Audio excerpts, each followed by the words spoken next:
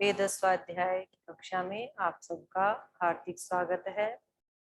मार्जन मंत्रों पर हमारी चर्चा चल रही थी, उसमें अंतिम मंत्र भी हमारा शेष है जिस पर हमें चिंतन करना है। हमने विचार किया था कि मार्जन मंत्रों को मार्जन मंत्र क्यों कहते हैं, क्योंकि मृजुस शुद्धौ धातु से मार्जन शब्द बनता है। जिन मंत्रों के चिंतन मनन करने से, उपासना करने से, जिनके माध्यम से हमारी इंद्रियां और शरीर सब शुद्ध हो जाता है, पवित्र हो जाता है, इसलिए इन मंत्रों को मार्जन मंत्र कहा जाता है। तो इसमें अंतिम मंत्र पर हमें चर्चा करनी है। मंत्र है ओम खम ब्रह्म पुनातु सर्वत्र। इस मंत्र में परमात्मा को ब्रह्म कहा गया है। ब्रह्म शब्द का अर्थ है ब्रीहिवृद्धौ। ब्रीहिवृद्धौ धातु से ब्रह्म शब्द बनता है। तो जो बढ़ा हुआ है, सर्वव्यापक है, सर्वश्रेष्ठ है, वह ब्रह्म कहलाता है। ब्राह्मण ग्रंथों में भी आता है ब्रह्म वै देवानाम ज्येष्ठम ब्रह्म वै देवानाम श्रेष्ठम। अर्थात जो ब्रह्म है, परमात्मा है, वो सारे देवों में सबसे ज्येष्ठ है, सबसे बड़ा है और सबसे श्रेष्ठ है। तो सबसे श्रेष्ठ और ज्येष्ठ जो परम पिता परमात्मा है, उससे हम क्या प्रार्थना कर रहे हैं? ओम खम ब्रह्म पुनातु सर्वत्र। खम कहते हैं आकाश को। तो हे आकाश के समान सर्वत्र व्यापक ब्रह्म परमात्मा, जैसे आकाश सब जगह है, ठीक इसी प्रकार परमात्मा भी सर्वत्र व्यापक है, सब जगह कण कण में विद्यमान है। तो हे सर्वत्र व्यापक, आकाश के समान, उपमा दी यहाँ आकाश से, लुप्तोपमा है यहाँ पर क्योंकि उपमावाचक शब्द नहीं है। तो हे आकाश के समान सर्वत्र व्यापक परमात्मन, आप सर्वत्र पुनातु, मुझे सब जगह से पवित्र कर दीजिए। अब भगवान से हम ऐसी प्रार्थना कर रहे हैं कि एक कोना भी मेरा कहीं भी अपवित्र ना रहे। मेरा मन, बुद्धि, इंद्रियां, शरीर, एक एक मेरा कण शरीर का, एक एक मन का कण, बुद्धि का, सब मेरा पवित्र कर दीजिए। अब ये प्रार्थना हम किसी बाह्य व्यक्ति से नहीं कर सकते। क्यों? क्योंकि जो सब जगह होगा वही हमें सब जगह से पवित्र कर सकता है, और सर्वत्र व्यापक कोई मनुष्य हो नहीं सकता। तो उस सर्वत्र व्यापक, हर वेद का एक एक शब्द प्रयोजन से मंत्र में लगाया जाता है, जोड़ा हुआ होता है। तो यहाँ पे इस मंत्र में हम सर्वत्र पवित्रता की कामना कर रहे हैं। तो परमात्मा को भी हमने किस नाम से कहा? ब्रह्म नाम से कहा, अर्थात जो बढ़ा हुआ है, सर्वत्र व्यापक है। चूंकि आप सर्वत्र व्यापक हैं, कण कण में व्याप्त हैं, मेरे शरीर के अंग प्रत्यंग में व्यापक हैं, इसलिए आप सर्वत्र पुनातु, मुझे सब जगह से पवित्र कर दीजिए। अब भगवान से प्रार्थना करेंगे हम प्रातः सायं ब्रह्म यज्ञ में इस मंत्र के माध्यम से, और व्यवहार काल में पवित्रता के लिए पूर्ण पुरुषार्थ करेंगे। जो जो भगवान के आदेश हैं, भगवान की आज्ञाएं हैं, उनका हम पालन करेंगे तो पवित्रता हमारे अंदर आती चली जाएगी। अब वो कौन सी आज्ञाएं हैं, कौन से आदेश हैं परमात्मा के? तो वो अष्टांग योग, यम नियम, अहिंसा, सत्य अस्तेय, ब्रह्मचर्य, परिग्रह, शौच, संतोष, तपस्वाध्याय, ईश्वर प्रणिधान, ये यम नियम है, ये परमात्मा के आदेश हैं, परमात्मा की आज्ञाएं हैं। आप इनका पालन करेंगे, हम इनका पालन करेंगे तो धीरे धीरे हमारा जीवन पवित्र हो जाएगा। तो व्यवहार काल में हम इनका पालन करें। फिर ये शंका हो सकती है किसी को कि जी हमने तो ये विद्या पढ़ी नहीं, हम तो यम नियमों को या वेद को जानते नहीं, भगवान की आज्ञाएं कौन सी है, भगवान के आदेश कौन से हैं। तो आपके अंदर बैठा हुआ परमात्मा प्रतिपल हमें बताता रहता है क्या उसकी आज्ञाएं हैं। कैसे? जब कभी आप किसी अच्छे कार्य में लगते हैं, अच्छे कार्य के प्रति प्रवृत्त होते हैं, तो हमारे हृदय से, अंदर से परमात्मा आवाज देता है, आनंद, उत्साह, निर्भयता पैदा कर देता है। तो ये भगवान का आदेश है। जब भी किसी आप कार्य में लगे और आपको अंदर से अच्छा महसूस हो, आनंद, उत्साह, प्रसन्नता की अनुभूति हो, तो ये भगवान का आदेश है।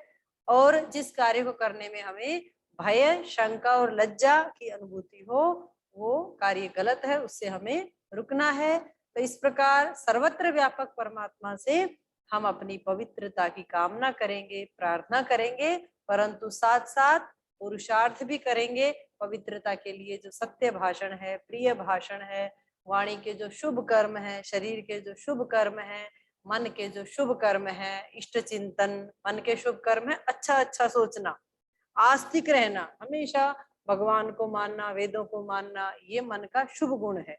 और नास्तिकता मन जो है मन का अशुभ गुण है, अशुभ कर्म है। तो इसलिए जो मन के जो अच्छे अच्छे शुभ कर्म है, शुभ गुण है, उनको धारण करेंगे मन में, हमेशा सबकी भलाई सोचेंगे, सबके लिए अच्छा सोचेंगे, तो उससे हमारा मन पवित्र हो जाएगा।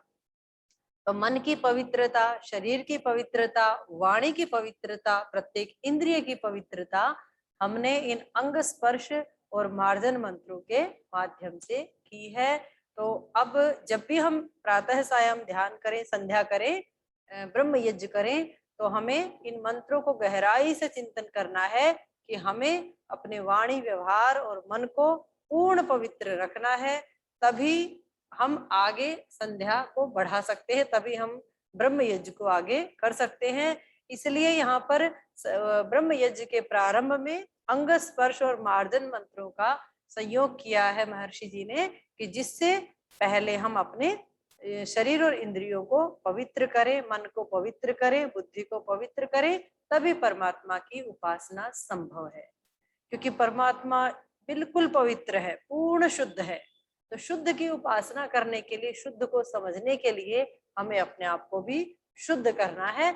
और धीरे धीरे इन मंत्रों के चिंतन से हम अपने आप को शुद्ध कर सकते हैं, पवित्र कर सकते हैं, और उसके बाद ही ध्यान उपासना संभव है। अन्यथा यदि हमने अपने मन बुद्धि को पवित्र नहीं किया, इंद्रियों को शुद्ध नहीं किया, तो कितने से बड़ा गुरु भी आ जाए कोई, वो आपको परमात्मा की प्राप्ति नहीं करा सकता। ये शर्त है इसकी। इसलिए महर्षि दयानंद जी ऋग्वेद आदि भाष्य भूमिका में लिखते हैं, यम नियम उपासना योग का बीज है। तो जब बीज ही नहीं बोएंगे, हम यम नियमों का पालन ही नहीं करेंगे, अपने आप को पवित्र नहीं करेंगे, जो यम नियमों में बातें वही यहाँ पे इंद्रियों की पवित्रता की कामना है। तो इसलिए यम नियमों का अनुष्ठान, इंद्रियों की पवित्रता करना, ये हमारा परम कर्तव्य है। इसमें पूर्ण पुरुषार्थ से, पूर्ण ईमानदारी के साथ हमें करना है। तो यही इन मंत्रों का संदेश है। तो ये मंत्र हमारे जो है मार्जन मंत्र और अंग स्पर्श मंत्र पूर्ण हुए। अब हम जो है आज प्राणायाम मंत्र पर चिंतन करेंगे। तो प्राणायाम मंत्र के जो शब्द हैं वे पहले वैसे आ चुके हैं सारे, पुनरअपि एक बार उनके अर्थों पर दोबारा हम चिंतन कर लेते हैं। प्राणायाम मंत्र बोलते हुए हमें मन में मंत्रों को बोले, प्राणायाम करें, अथवा वाणी से बाहर पहले मंत्र को बोल दें, प्राणायाम मंत्र को, उसके बाद प्राणायाम हमें करना है। तो प्राणायाम क्यों करना है संध्या के बीच में? क्योंकि बाह्य प्राणायाम करने से या कोई भी प्राणायाम करने से मन एकाग्र हो जाता है, मन स्थिर हो जाता है। इसलिए प्राणायाम का विधान यह किया गया है। ब्रह्म यज्ञ में परमात्मा का ध्यान करने में मन की एकाग्रता अत्यंत आवश्यक होती है। तो मंत्र है ओम भूः, हे प्राणों के प्राण परमेश्वर। यहाँ परमात्मा की संज्ञाएं हैं, परमात्मा के नाम है इस मंत्र में सारे, हम उसको स्मरण कर रहे हैं। ओम भूः, हे परमेश्वर, आप प्राणों के भी प्राण हैं। मेरा ये जो प्राण श्वास प्रश्वास में धारण कर रहा हूँ, मैं जिनसे जीवन धारण कर रहा हूँ, आप इस प्राण को बनाने वाले हैं। ओम भुवः, हे परमेश्वर, आप दुखों से छुड़ाने हारे हैं। आध्यात्मिक, आदि भौतिक, आदि दैविक तीनों प्रकार के दुखों से पूर्ण रूप से निवृत्ति यदि हमें चाहिए, तो वो सिर्फ परमात्मा ही हमें दे सकता है। ये भुवः शब्द का अर्थ है। ओम स्वः, स्वः का अर्थ है स्वयं सुख स्वरूप और अपने उपासकों को, अपने भक्तों को सुख देने वाला। प्रश्न होगा कि परमात्मा अपने उपासकों को ही क्यों सुख देता है, अपने भक्तों को ही क्यों देता है, प्रत्येक व्यक्ति को क्यों नहीं देता है? क्योंकि वह न्यायकारी है। परमात्मा न्यायकारी है, तो यथायोग्य व्यवहार करता है। जो व्यक्ति परमात्मा के आदेशों का, आज्ञाओं का पालन करते हैं, वे परमात्मा के भक्त होते हैं, उन्हीं को परमात्मा सुख देता है। जैसे घर में भी आप देखिए, माता पिता किन बच्चों को जो है सहयोग करते हैं, किनको आगे बढ़ाते हैं? जो माता पिता के आदेशों का पालन करते हैं। तो जब एक सामान्य बुद्धि के माता पिता भी इस बात का ध्यान रखते हैं तो ईश्वर तो पूर्ण न्यायकारी है, तो वह भी न्याय के साथ जो उसकी आज्ञा का पालन करते हैं और साथ में उपासना ध्यान भी करते हैं। यदि कोई व्यक्ति ध्यान उपासना नहीं करता है और परमात्मा की आज्ञाओं का पालन करता है तो सुख तो परमात्मा उसको भी देंगे ही, परंतु उपासना का अलग लाभ होता है। उपासना करने से हमें कुछ एक्स्ट्रा सहायता मिलती है, परमात्मा के पास बैठने से एनर्जी मिलती है। जैसे धूप में बैठने से विटामिन डी मिलता है, ठीक इसी प्रकार परमात्मा के पास बैठने से हमारी मन बुद्धि इंद्रियां पवित्र हो जाती हैं। इसलिए उपासना भी एक कर्तव्य है, और उपासना यदि हम नहीं करते हैं तो हम कृतघ्न भी कहलाएंगे। क्यों? कृतम जानाति इति कृतज्ञः, कृतम हन्ति इति कृतघ्नः। जो किए हुए को जानता है वो कृतज्ञ होता है, और जो परमात्मा ने जितने उपकार किए हैं उनको मानता नहीं है, जानता नहीं है, धन्यवाद नहीं कहता, वो कृतघ्न है। कोई लोक में छोटी सी वस्तु हमें देता है तो हम उसको धन्यवाद कहते हैं, थैंक यू बोलते हैं। तो इसी प्रकार से हमारा कर्तव्य है कि परमात्मा ने हमें सब कुछ दिया है तो हम उपासना करें, ध्यान करें और उसका धन्यवाद करें, उसको हम नमन करें। तो परमात्मा स्व है, सुख रूप है, तो हमें भी सुख से युक्त कर देगा। ओम महा, हे परमात्मा आप बहुत महान हैं। जब हम ध्यान करें, संध्या करें, तो परमात्मा को साक्षात आप कह करके बात करें, क्योंकि जब वो सब जगह है, हमारे अंदर भी है, बाहर भी है, तो हम उससे बिल्कुल महसूस करते हुए उसके साथ आप शब्द का प्रयोग करते हुए हमें उससे बात करनी चाहिए इन मंत्रों के माध्यम से। ओम महा, हे परमात्मा आप इस दुनिया में सबसे महान है, और जो सबसे सुंदर चीज हो, सबसे बढ़िया चीज हो, सबसे महान हो, उसी से हमें आकर्षित होना चाहिए। दुनिया के छोटे छोटे प्रलोभनों में हमें नहीं फंसना है। ओम महा, ओम जनः, हे परमेश्वर आप सबको उत्पन्न करने वाले हैं। संसार में प्रत्येक वस्तु, अब कोई कहे, एक बार मैंने ये बात कही कि भगवान सबको उत्पन्न करता है, तो मुझे तभी तत्काल किसी ने प्रश्न किया कि सामने गाड़ी खड़ी है, कार खड़ी है, ये क्या भगवान ने बनाई है? तो मैंने कहा भले ही कार नहीं बनाई, लेकिन कार में जो मूल मटेरियल, मूल सामग्री लगी है, लोह तत्व लगा है, लोहा लगा है, या जो भी कुछ इसमें धातु लगी है, उन सारी धातुओं को तो भगवान ने बनाया, क्योंकि पृथ्वी को भगवान ने बनाया। तो पृथ्वी के अंदर से जो धातु निकलेंगी वो सब भगवान ने बनाई है। तो हर वस्तु का मूल कारण यदि आप ढूंढेंगे तो परमात्मा ही है। तो ये ओम जनः आप सबके उत्पादक हैं, इस बात को हम प्रतिदिन मन से स्वीकार करें और अपने शरीर का उत्पन्न करने वाला भी परमात्मा को ही माने और जाने। ओम तपः, हे परमेश्वर आप तपस्वी हैं। भगवान, कल हमने चर्चा की थी कि तपस्वी कैसे है, कि भगवान को भी लोग गालियां देते हैं, भगवान उसको सहन करता है। तपस्वी होने का मतलब है सहन करने वाला। ओम सत्यम, सत्य का अर्थ होता है सत्सु साधु सत्यम। सत्य शब्द में जो यत प्रत्यय होता है वो साधु अर्थ में है, अर्थात जितनी भी चीजें दुनिया में विद्यमान है उन सब में जो सर्वोपरि है, सर्वश्रेष्ठ है, वह सत्य है। तो भगवान को सत्य कहा गया है क्योंकि वो हर वस्तु से श्रेष्ठ है, दुनिया की हर चीज से वो महान है। तो हे परमेश्वर आप सत्य हैं, आप तपस्वी हैं, मुझे भी तपस्वी बनना है, मुझे भी सत्य को धारण करना है, मुझे भी जनः उत्पत्ति करता बनना है, मुझे भी अच्छे अच्छे शिष्यों को, अच्छी अच्छी संतानों को उत्पन्न करना है। आप महान हैं, मुझे भी महान बना दीजिए। आप सुख रूप हैं, मुझे भी सुख दीजिए। आप दुख विनाशक हैं, मेरे भी दुखों को दूर कर दीजिए, और मुझे भी इतना सामर्थ्य दीजिए कि मैं दूसरों के दुखों को दूर करूं। आप प्राणों के प्राण हैं, इस बात को अंदर से हम महसूस करें और प्राणायाम करें। प्राणायाम का अर्थ है प्राण आयाम।